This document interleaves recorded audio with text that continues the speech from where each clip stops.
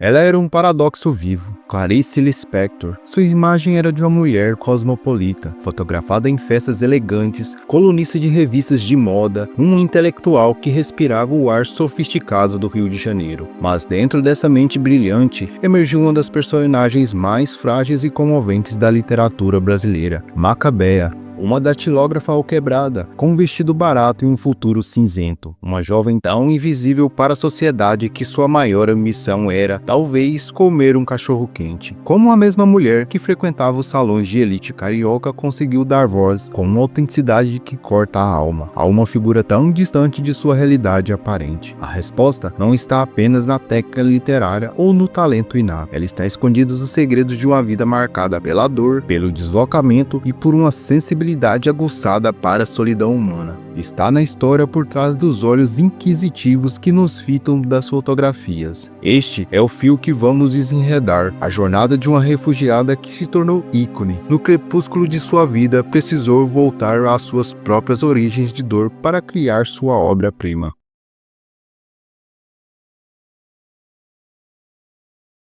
Para encontrar a origem dessa dor, é preciso fazer uma longa viagem no tempo. Não ao Rio de Janeiro dos anos 70, mas à Ucrânia devastada pela Guerra Civil Russa, em 1920. Nesse cenário de caos e violência, nasce Chaya Pinknova Lispector. Seu nome Chaya significa vida. Foi o nome dado por sua mãe desesperada, vítima de um trauma inimaginável. Violentada, ela contraiu sífilis, uma doença que na época era uma sentença lenta de degradação física e mental. A pequena Chaya, nossa futura Clarice, não viu o mundo em um berço de esperança, mas com o último e frágil amuleto contra a morte. A crença popular dizia que o nascimento de uma criança poderia curar uma doença da mãe, mas não curou. Clarice carregaria para sempre o peso de uma missão fracassada, o fantasma de uma salvação que nunca se concretizou. A vida dos Lispectors era um constante estado de sítio. A perseguição aos judeus era uma realidade sanguinária e cotidiana. A memória de Clarice dessa época não era feita de brinquedos ou brincadeiras, mas do som dos prógrafos se aproximando, da necessidade de se esconder, do medo que impregna a alma antes mesmo de se aprender a falar. Em 1922, a família não tinha mais escolha. Eles se juntaram a um fluxo de refugiados desesperados, abandonando tudo para trás em uma fuga alucinada em direção a um porto distante. Eles eram estrangeiros em sua própria terra e logo não teriam mais terra alguma. Este é o alicerce quebrado sobre a qual a vida de Clarice foi construída. Um trauma de guerra, a violência ética, a doença incurável da mãe e a fuga. Uma infância onde os conceitos de lar e segurança foram radicalmente apagados antes mesmo de serem compreendidos.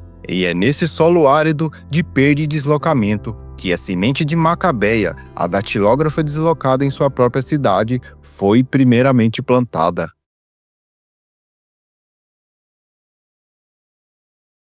Ela se reinventou. Com uma força de vontade feroz e um intelecto brilhante, ela construiu meticulosamente uma nova identidade, diametralmente oposta à menina refugiada e pobre. Ela se tornou a própria imagem de uma mulher moderna e bem-sucedida dos anos 40 e 50. Jornalista talentosa e respeitada, sua coluna na imprensa carioca era devorada por um público que admirava sua inteligência afiada e sua visão única. Como esposa de um diplomata, ela vestiu roupas elegantes e circulou pelos salões de Genebra, Berna, Londres e Washington. Frequentou coquetéis, conheceu artistas intelectuais e falava várias línguas com fluência. Esta é a figura pública, a persona, a mulher do mundo. Era uma armadura da sofisticação que ela vestia com maestria, uma resposta poderosa ao desraizamento de uma infância. Era como se ela dissesse ao mundo: vejam, eu pertenço, eu conquistei o meu lugar. Mas por trás dos olhares enigmáticos, nas fotografias de sociedade, havia outro mundo. A pessoa pública era apenas uma camada. Na privacidade de seu apartamento, longe do burburinho social, vivia a outra Clarice, a introspectiva, a mulher que lutava contra profundas crises existenciais, contra a sensação de que, mesmo no centro do mundo, ela pertencia à sua margem, observando. E é exatamente essa dualidade gritante que nos leva ao coração do mecanismo de A Hora da Estrela. Porque Clarice não criou Macabea diretamente. Ela criou um intermediário, um alter ego literário que personifica seu próprio conflito interno, Rodrigo. É um homem culto,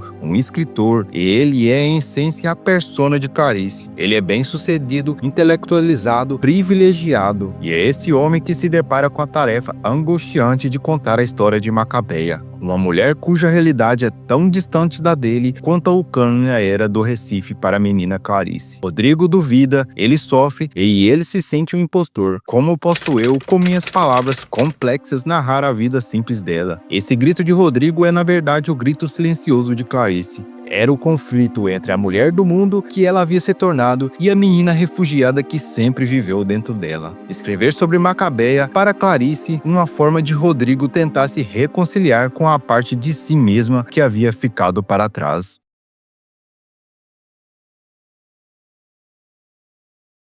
O ano era 1977. Clarice estava morrendo.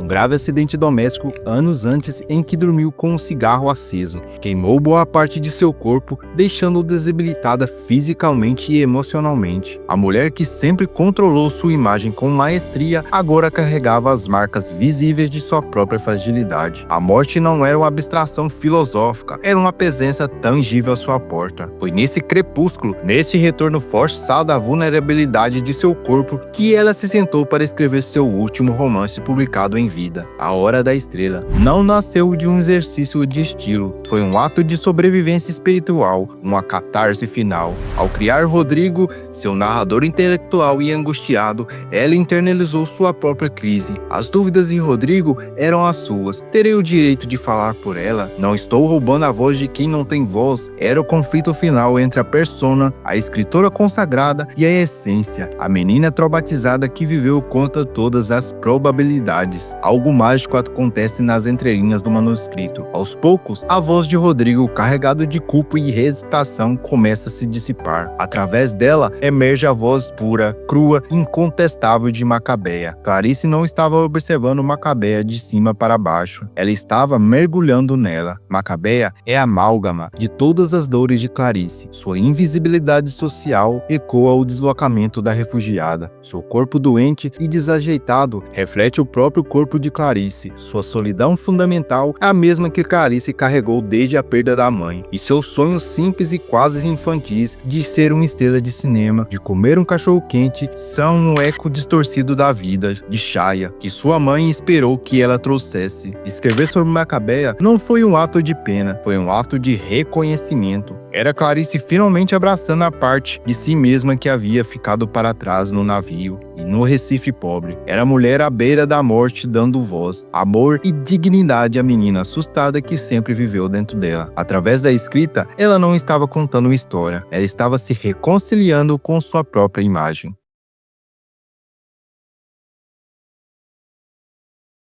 A trajetória de Clarice Lispector não é a linha reta que vai da tragédia ao triunfo. É um círculo, ou talvez uma espiral. Após uma volta longa e complexa pelo mundo, retorna inexoravelmente ao seu ponto de origem. A menina Shaya, que fugiu dos fogos dos Pogroms, a jovem Clarice, que carregou o peso de uma salvação que não pôde cumprir, a mulher sofisticada que conquistou o mundo com sua pena. Todas essas camadas convergindo no momento de criação. A Hora da Estrela é o ponto onde todas as suas identidades, aparentemente contraditórias, finalmente se encontram e se reconciliam. Entender a vida de Clarice não é reduzir sua genialidade a simples biografia. Pelo contrário, é iluminá-la. É perceber que a grande literatura não nasce do mero domínio da técnica, mas da coragem de mergulhar na própria escuridão e trazer de volta, para todos nós, um fragmento de luz. Macabeia não é um personagem inventado, ela é a parte mais verdadeira e vulnerável de Clarice, resgatada e dignificada através da arte. A Hora da Estrela de Macabeia é breve, um clarão ofuscante de humanidade pura em meio à escuridão, mas esse clarão ilumina para sempre a estrada escura que Clarice percorreu, permitindo que enxergamos não apenas a obra, mas a profunda ferida que se tornou possível. A ponte entre a autora e a personagem não é invisível, ela está ali, construída tijolo por tijolo, com as memórias de uma refugiada, os sonhos de uma menina e a lucidez de uma mulher à beira do fim. Ao cruzar essa ponte, nós não lemos mais a Hora da Estrela, nós a sentimos.